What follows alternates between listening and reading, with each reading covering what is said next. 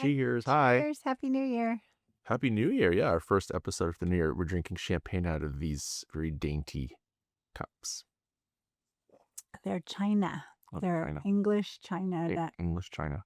or maybe French China because they're English, made in England. Where'd you get them? Rebel. She's Our like neighbor. cleaning out stuff and giving me the cutest little things that I adore. That's a really little tiny mug. All right. Well, yeah, here we are in the new year. Yes. First episode. Things are going down. Oh, God. Yeah. Music's a great escape from Yeah. things. Yes. It's like sports in a way. People watch sports and they, like, as a way to kind of escape life. And music's kind of the same way. Movies, entertainment in general, right? Right. It's just like sometimes it really is. Say, oh, it's an escape, immersed in the world. And sometimes, like, yeah, I'd rather be immersed in that world. Yeah. Today's song is like an immersive experience, I think you could say.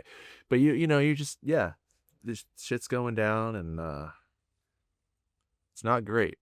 No, I'm like practicing mantras in my head at all times, trying to just things at work, things like everywhere. It's just like, okay, calm down, keep it, focus on the positive, Yeah. It's just, Yeah, at our middle school assembly this week, I asked some high schoolers to come and lead a panel discussion on youth and democracy. I'll be very curious to hear what they have to say. Yeah. There's a lot to talk about. I mean, because kids that are, they're 16, 17. So, I mean, that means basically like for most of their politically conscious life, Trump has been, I would say, not a main character, the main character. Yeah. Does this spawn It's like interesting. activism, It's like interesting. lifelong activism? Because I feel like so many of the boomers that became activists in the 60s sort of remained activists, or no? Would you say that's not? That's a great question. I know that a lot of the millennials and Zoomers blame the baby boomers for the state of the world today, which, I mean, I guess, obviously, but the corporate structure that's born out of what, like Reaganomics and things like that. He certainly saw, yeah, the what they call like the me decade. In general, I just find, even though every generation looks back, looks ahead, and grumbles about different generations, the blame that gets put on the boomers, I think, is particularly unfair.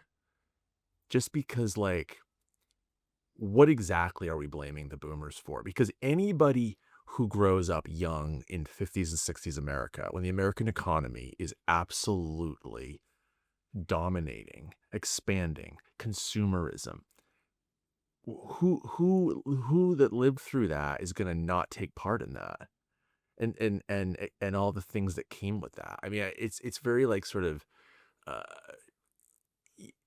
you're asserting a morality on your generation by, well, the boomers did this. Like, fucking anybody would have done that. Like, maybe your generation's more moral? I mean, like, I don't know. Well, not necessarily. No, I'm not. Yeah, everyone looks for a scapegoat. I'm sure that's true. But at the same time, like,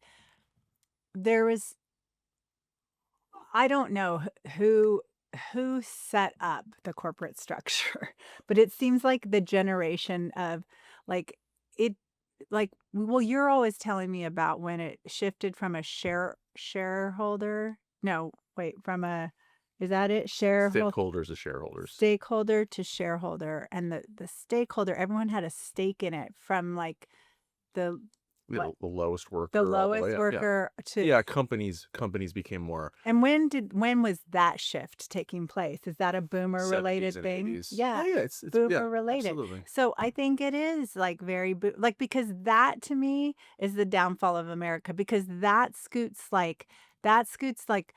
everything then is reliant on next year. Like every year has to be a marker of growth. Like if it's not growing, it's dead. And like there's people in the 40, there's generational companies and family owned businesses, like a plumbing business or whatever, that if you do the same amount every year, you can like sustain a family. I mean, Yeah. I guess, consummate with inflation or whatever, but like you don't have to always have growth. Look, I agree with you. Why are you snickering? When growth is, oh, I'm not snickering. You snickered. Well, no, I'm kind of laughing at where this podcast is starting off. Well, Um, okay, let's move no, on. it have to. It's not. No, I agree with you. I'm not disagreeing with anything. We've talked about this a lot. I know. The corporatization of everything is gross. It's disgusting. I just think it's a feature, not a bug of an advanced capitalist society. And to pin that on any generation, I think is just ridiculous because it's like, okay, sure. So then Gen Zers, like like you're not part of this too?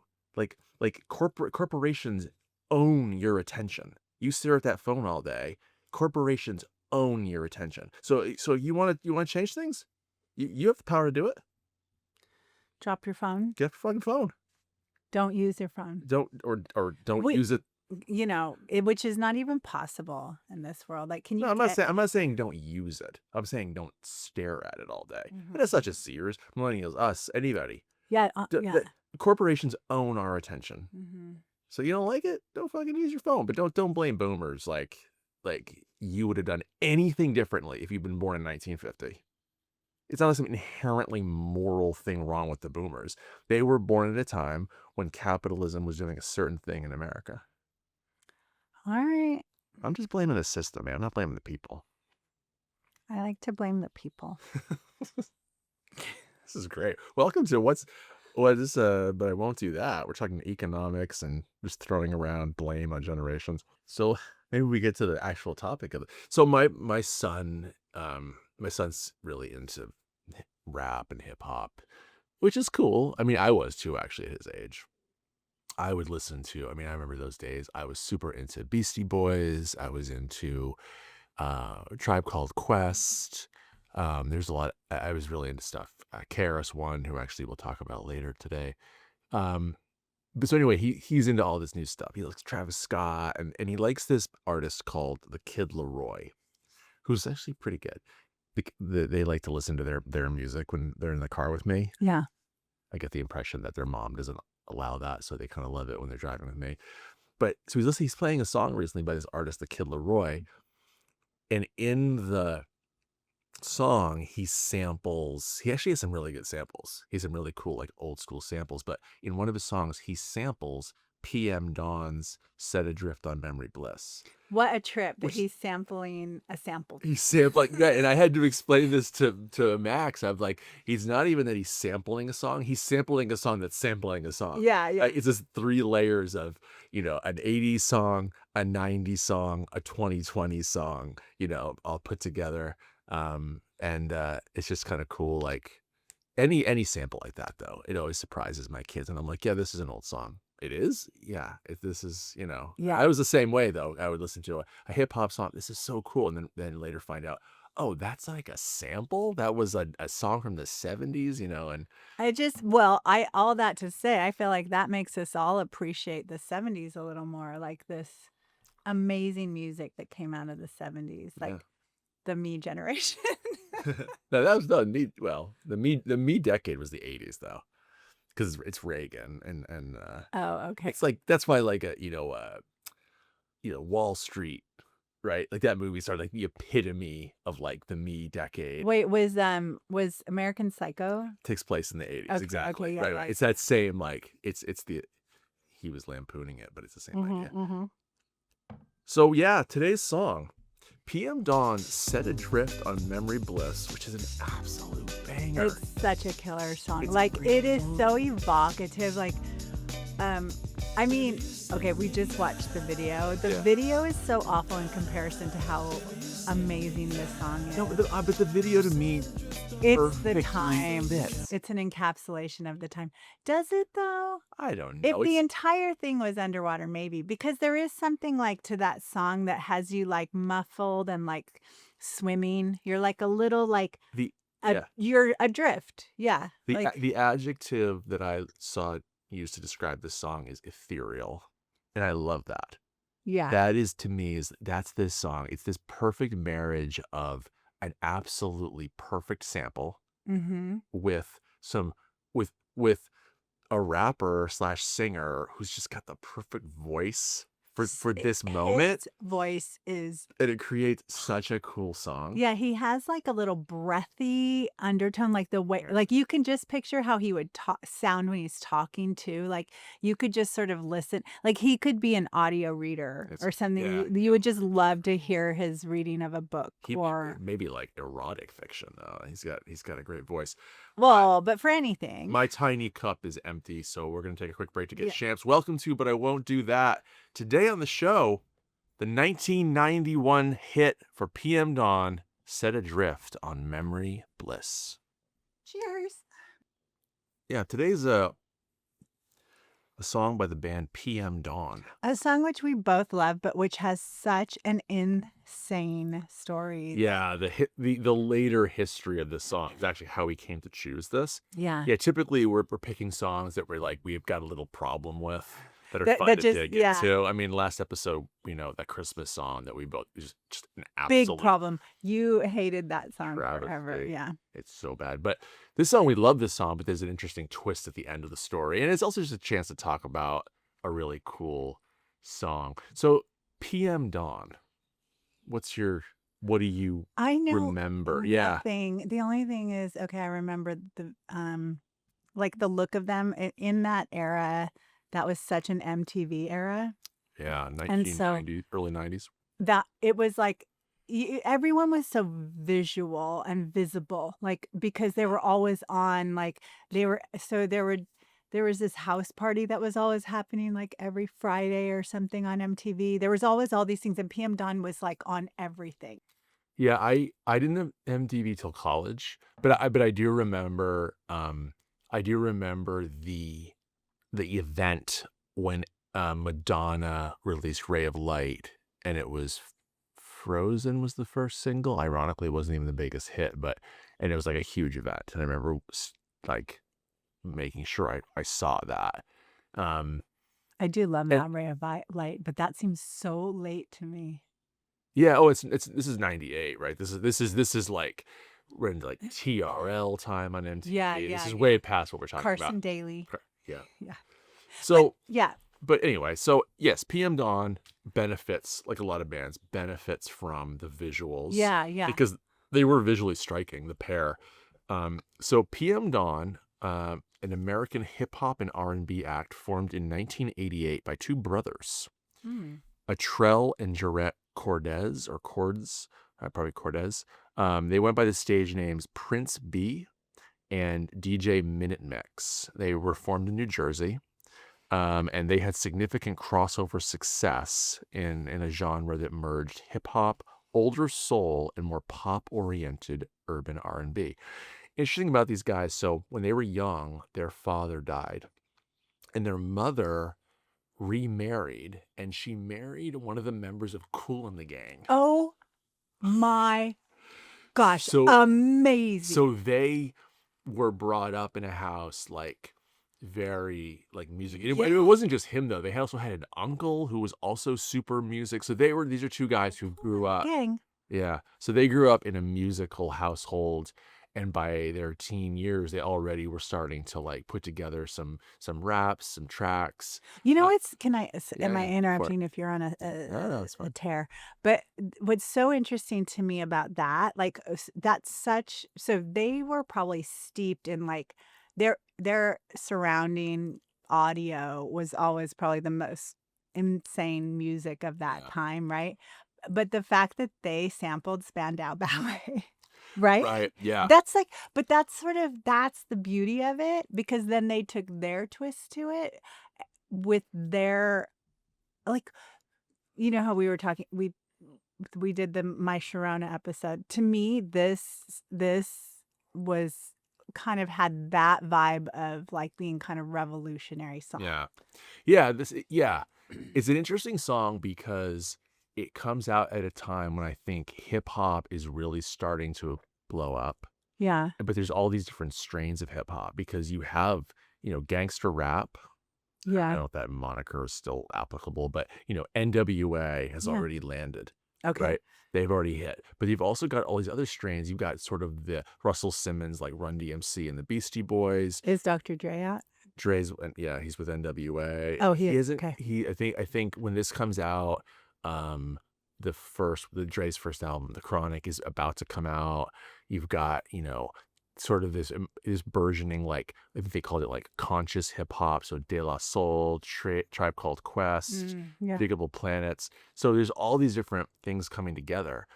So Set Adrift on Memory Bliss, a song by American hip hop group PM Dawn, released in August of 1991. It is built around samples of Spandau Ballet's True. And interestingly enough, the Bob James version of Paul Simon's Take Me to the Mardi Gras. Now, I was looking at this a bit. So Take Me to the Mardi Gras, I'd never heard the song, but the beat in the song was very recognizable. So it was used by Run DMC and the Beastie Boys. It's the beat for Milli Vanilli's Don't Lose My Number. It's the beat for this song. The song itself is sort of like whatever, but it has this very particular rhythm that starts the song. It's been sampled many times. Can I just play it real quick? Yeah, we can pause real quick. Yeah. Okay. If you listen to just the first 30 seconds, it's like that's what it is. It's called Take Me to the Mardi Gras. Take Me to the Mardi Gras. Okay. Wow, I could listen to this while I'm taking my bath. Yeah. Well, kind of groovy. Yeah, you could. I like Do that it. tonight. Okay. Okay, very groovy. So, yeah. That's So cool. Becky had a chance to listen to that. Yeah. It's cool, right? So groovy. It's very groovy. It reminds me of like something people would dance to in like one of those the 7-Year Itch kind of movies where there's people in the background like dancing to some song. Boop, boop, boop, boop, Yeah. and they're doing this really wild kind of dance and they're really cool clothes. Sure. Yes, Paul Simon wrote and released it in 73, and then Bob James in 75. It has 60s vibes to me. It kind of does have some 60 vibes.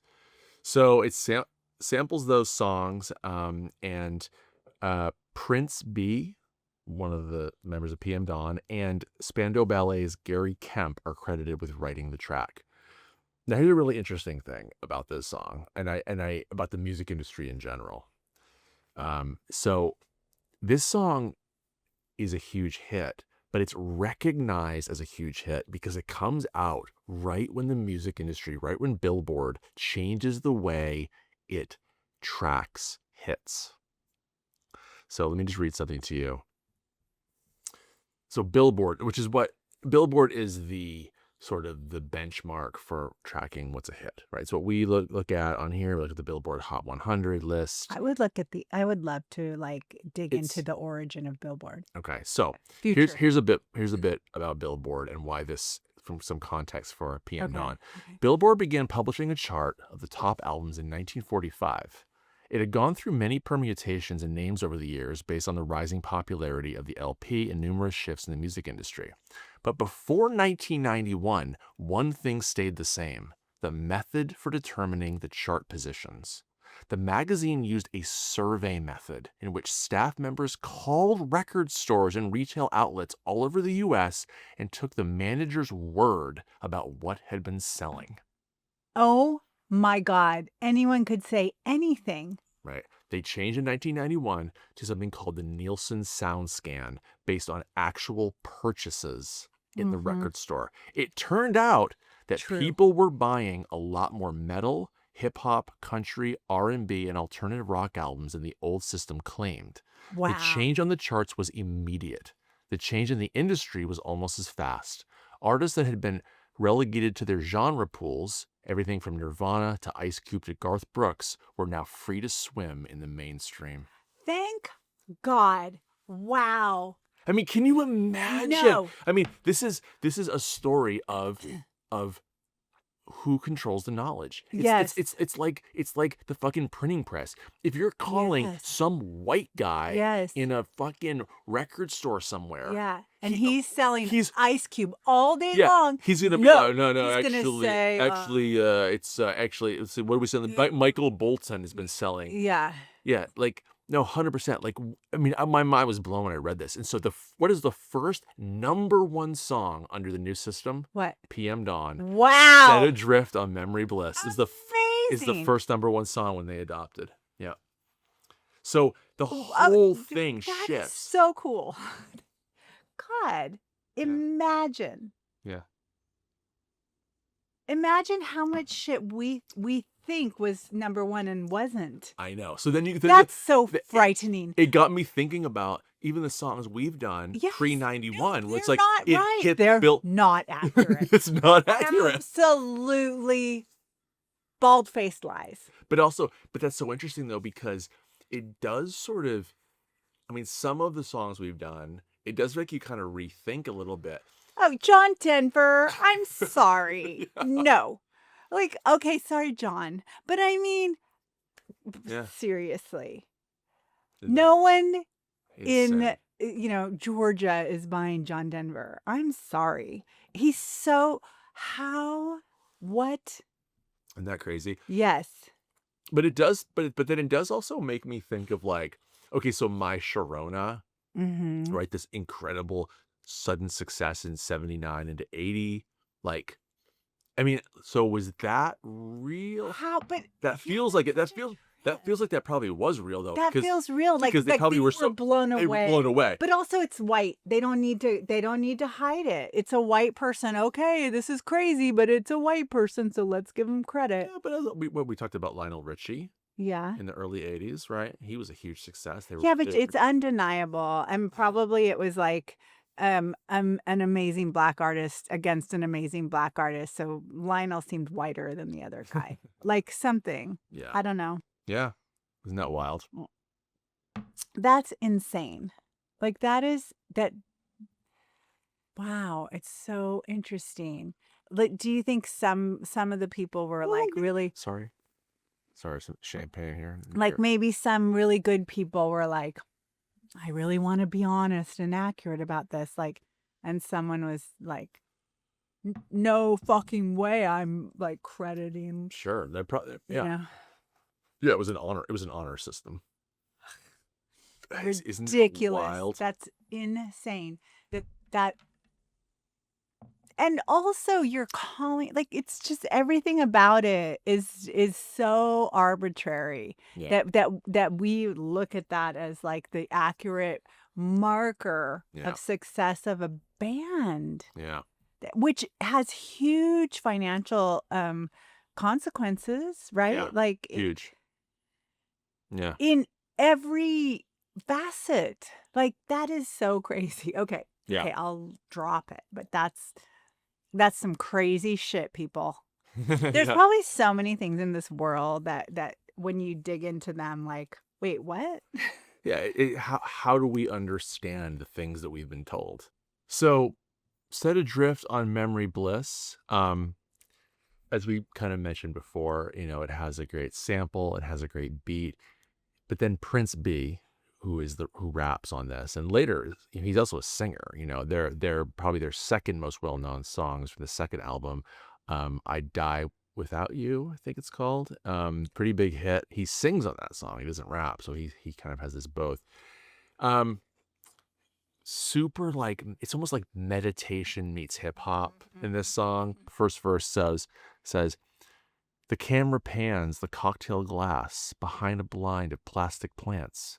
I found the lady with a fat diamond ring. Then I can't remember a damn thing.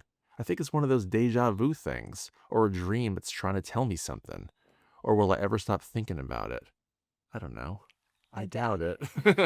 So good. It's like, it doesn't necessarily make a lot of sense.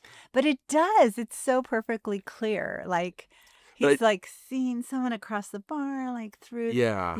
like. Yeah. I mean, one critic wrote, Set Adrift on Memory Bliss isn't exactly a song about anything. Instead, it's Prince B going into a spaced out Proustian reverie, thinking about women who he's known and others who he might know one day. Prince B opens the track up with a vague scene description that plays around with the lyrics from Joni Mitchell's The Boho Dance. The camera pans, what I just read, was basically like he's remixing a Joni Mitchell song. Wow. He muses on dreams and deja vu. The music this kid was Yeah, introduced to exactly. at a young age. Yeah. Oh my God. He switches up the hook from A Tribe Called Quest's Bonita Applebum, which is a great song, and turns it into a shout out to Christina Applegate, who was then melting a whole lot of hearts on Married with Children. He lingers lovingly on his memories of women, but he lets those memories remain vaporous.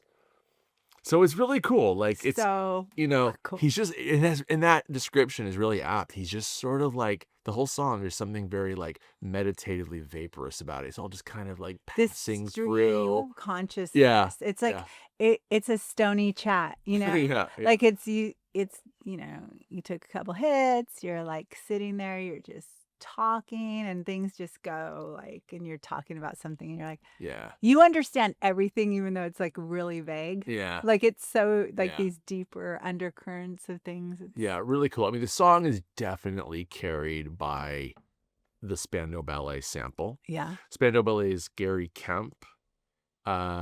He gets songwriting credits.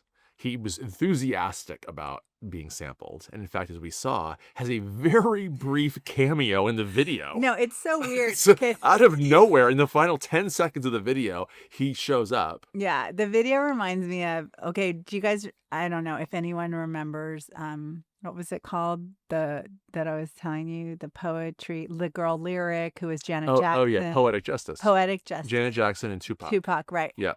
But that movie had this certain aesthetic, and then like De La Soul and all that. There's like this whole like cartoons drawn like on top of the film, that like a sun around somebody's eye, or something like that. And it's just like, it's so stony. Everything's like a little, but it's also like, and like chants and like ding, ding, ding, ding, like some kind of like weird, but it's so beautiful. It's incredible. It's incredible. And Prince B in the video is wearing those little 90s glasses. Those little glasses. What's the point? Just don't even wear them, because fashion, the sun is coming. Fashion. It's not about.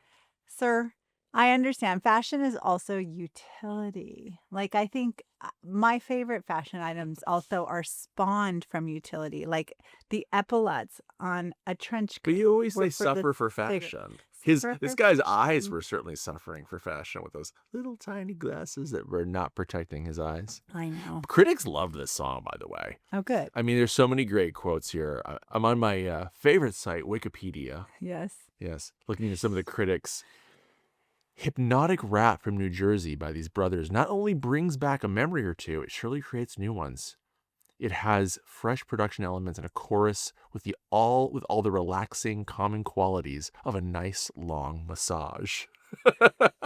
That's a good one. That is perfect.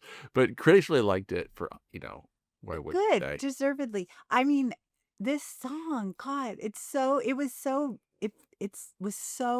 yeah, new. But you know who didn't love this song? Who? Were some of the more political rappers at the time. Because there were some political rappers, I'm thinking of like Public Enemy, these guys from the Bronx called Boogie Down Productions, who KRS-One was their lead rapper, who was like kind of like the big like politically Is it because conscious. They sampled someone white? No, it was because the songs were just kind of about were soft. They were exceedingly kind of soft. But also Prince B gave an interview when this song came out, basically saying like, if you're caught up in like who's black and who's white, you're stupid. I'm beyond that. And some of these political rappers really took exception to that. And this rapper, KRS-One from Boogie Down Productions, who was, quite influential at the time. Shortly after that interview ran, KRS-One made his disapproval known in a blunt theatrical way. One night in January 1992, MTV was on hand to film a PM Dawn show at Manhattan's Sound Factory.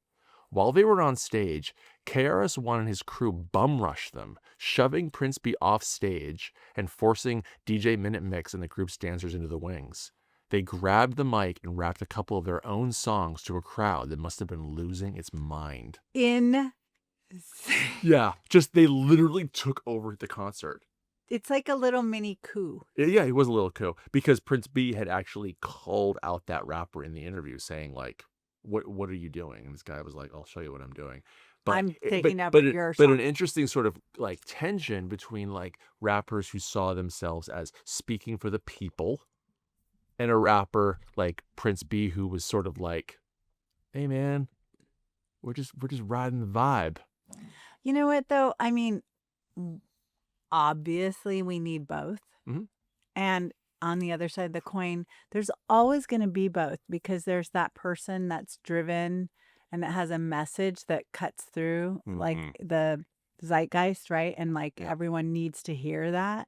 And then there's the person that's like, I'm giving you the peace and the zen and Yeah. the like that. Like both of them are important to us as you opened this our podcast with like how important music is to like escape.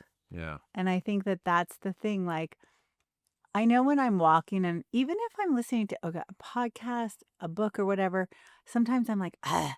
And the second I switch over to a playlist Yeah. Yeah. is the second like I'm smiling. Yeah. And it's like, it lets you breathe. It lets you, like, even more than movies or a TV or than anything in a way like music just lets you wander. Your mind is able to like I kind of just like let go, you know? Absolutely.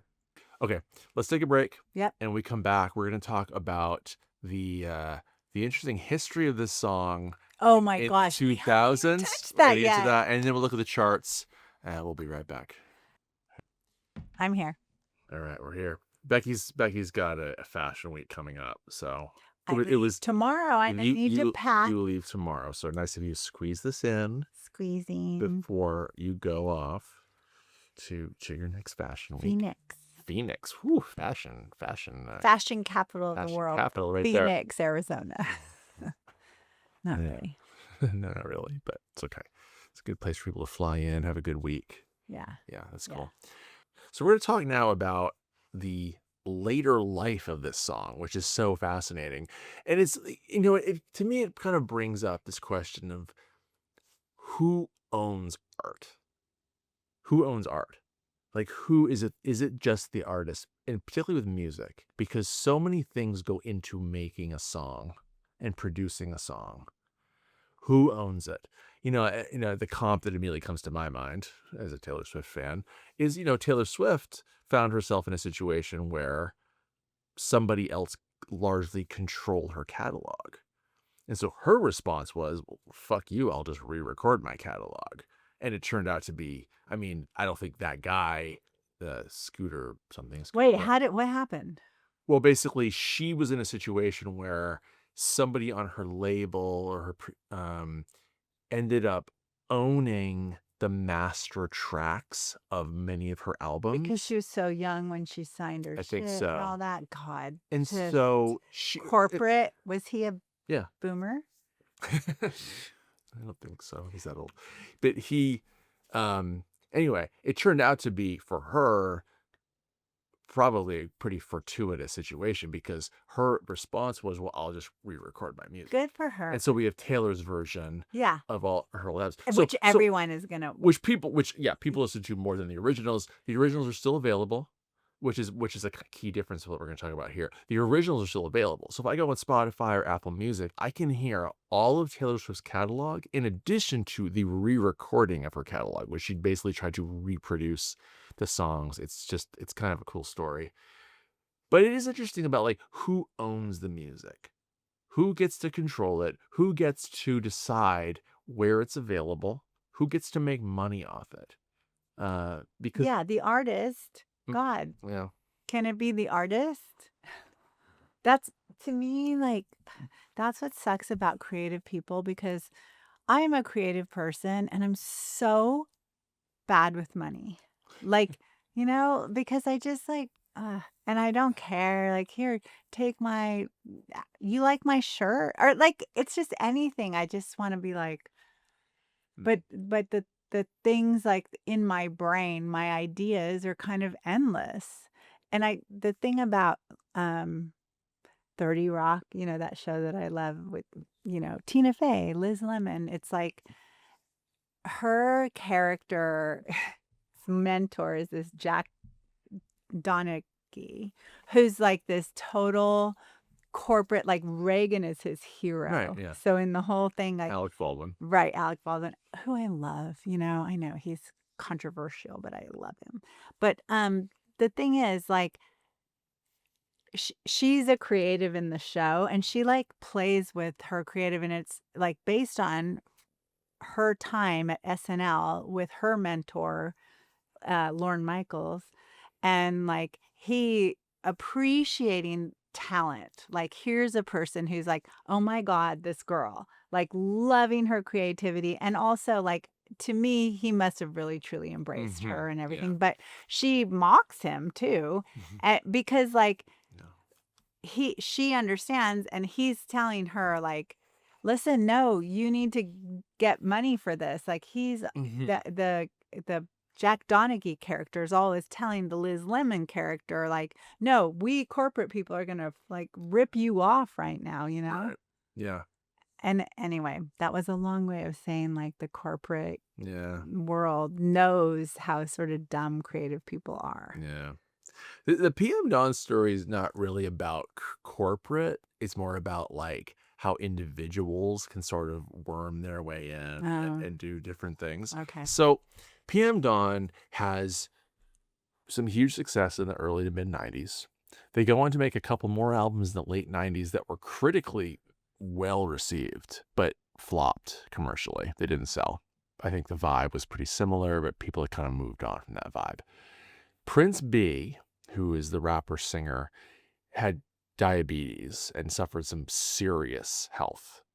Had a stroke, Oh, had to have a leg amputated, oh my God. basically spent the last years of his life in like a nursing home, Okay. died in 2016. Okay. Some issues there. So about this song.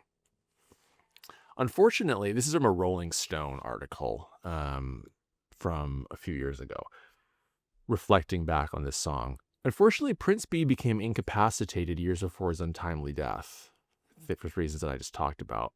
His paternal first cousin, Gregory Louis Carr II, better known as Doc G, basically took over the reins from Prince B after his stroke. And the other guy, his brother, Prince B's brother, there were some sexual misconduct allegations, and basically he got dismissed. Oh. In a nutshell, PM Dawn's two original members became the Doc G Show by 2009. Given the tremendous success of Set Adrift on Memory Bliss and its place in the history of pop and hip-hop, Doc G began releasing music under the better-known moniker and re-recorded the song in 2013, making it the version available to every 90s music hip-hop compilation under the sun. They don't really say here. My guess is, though, is like it gave him total control. He probably didn't have total control because of the song. Oh my God. While it remains unclear what happened to the PM Dawn catalog under their label at that time, it seems every original version, every original version of that number one hit have disappeared, and only Doc G's mix of the song is now available on streaming. It's an absolute travesty that a song that is so iconic can be butchered the way that it has. Yes. The Doc G mix is simply atrocious. Yes. His voice is cold, heartless, and just plain terrible. Yes. Literally the polar opposite of the Prince B original. Yes. This is how we even came to think to do this song. Yes. We're sitting there one day in the bathroom. Yes. And in the morning. I'm getting ready. Dan was sitting there chatting. I think maybe we just had a mix on. I don't think we went looking for this song. I feel like we had a mix on. Yeah, yeah. And Set Adrift comes on the speaker. Yeah. And like I think we just were sort of like you're doing your makeup, I'm getting ready. We didn't really say anything, but we're both kind of listening. We both were like, wait, what is this song we're listening to? What is this? Like, because we both love this song so much, and this felt like a completely different song.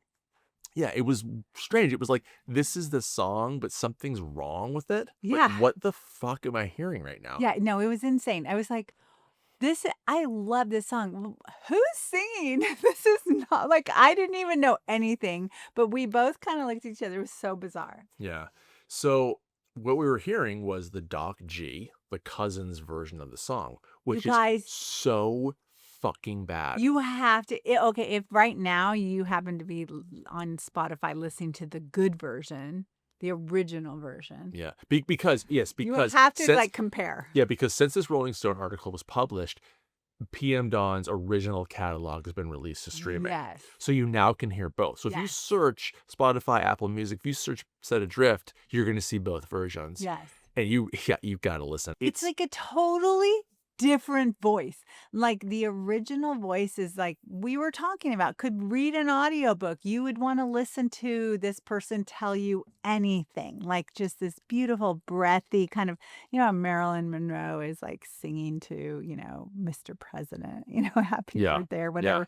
It's like this sexy kind of breathy voice that sort of draws you in, and it's like, and then there's this like shit voice that's like nothing. No air behind it. No, anyway, it's insane. There's no like intonation. There's no soul in the voice. There's nothing behind, like, I reckon if you, okay, even if you didn't write the song, if you knew that what was happening is you're acquiring a song that you're going to sing, like you put your soul into that song, if that's the person that you are, right? Like, but this song, like he collaborated, he did all this, it's like, and Yeah. his voice is just like that voice, and he puts it in, and you sense this like chill, Yeah. like love. Like I can't even. Everything about it. It's like the beat sounds wrong. Everything just sounds wrong. It sounds like it was, like me just like trying to remake the song, No, put the you sample make in good. here and like, It's like terrible. it's really bad. So interesting. Like that this was in, I mean, for basically 10 years or so, this was essentially the only version you could find. See, I didn't know that because I guess I never tried to listen on Spotify until. How many songs are like that? And is this a common phenomenon? I'm know. so curious. Some cousin taking over. That's so crazy that he could even do this. And like, this should be a huge issue. Everyone, I don't know, we have this very small listenership, I think, but like we should all like rise up and like make everyone aware of this Doc G person who's trying to like take over this gorgeous song, The Rolling Stone article goes on to say, Set Adrift on Memory Bliss is definitely one very valid reason for still owning physical copies of music recordings. Because in today's streaming society, there's no guarantee that what you love and hear will be there tomorrow. And even if it is there, would it even be the version we want? Would it ever have been a hit if this guy sung it? Oh my God. I don't think so. No way. For music fans, the original mix of a song holds value.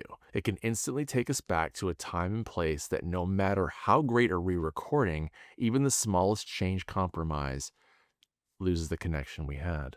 So the song comes out in late 91, ends up charting on the Billboard charts in 92. What's your guess as to where this landed in 1992?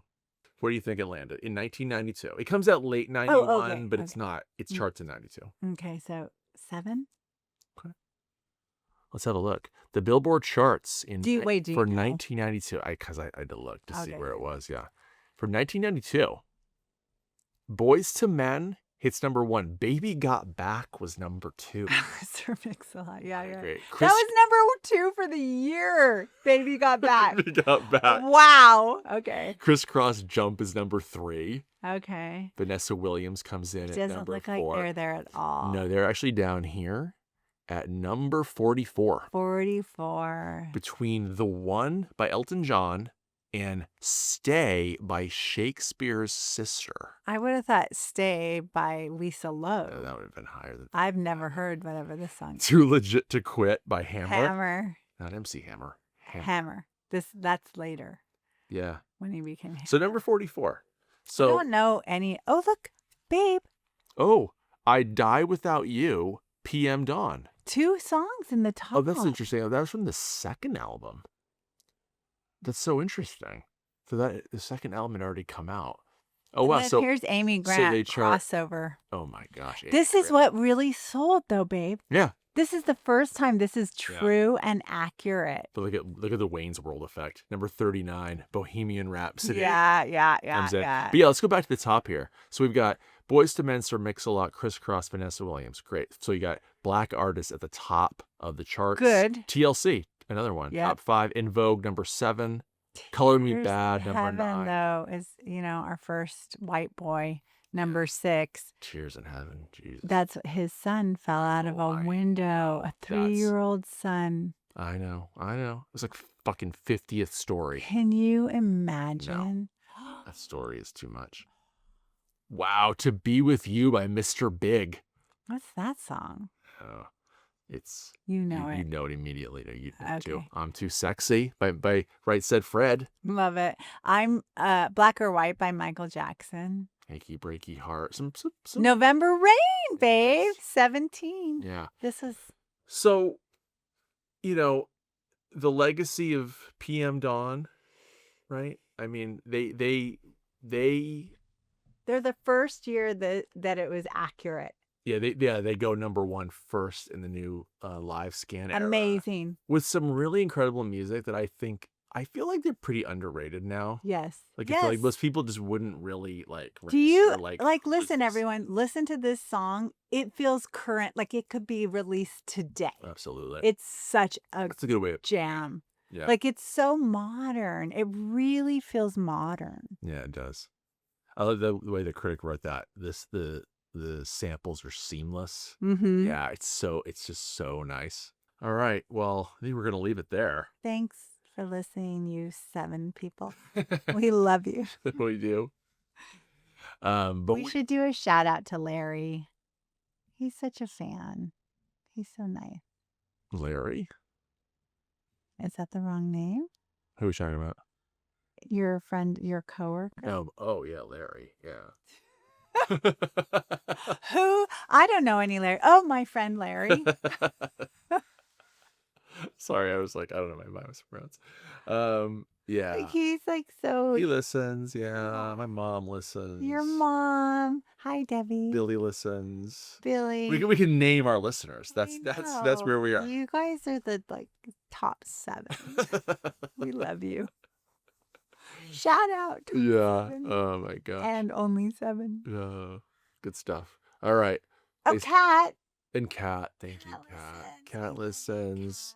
And probably maybe Eric. I'm sure Eric's got some thoughts on this song. Eric is Kat's husband, who's the drummer for No FX. Yeah, and he's on a new project now. He got a new band. Yeah, of course he does. Like retiring, I'm even sure. No, musicians don't die. He's such a amazing drummer. It's insane.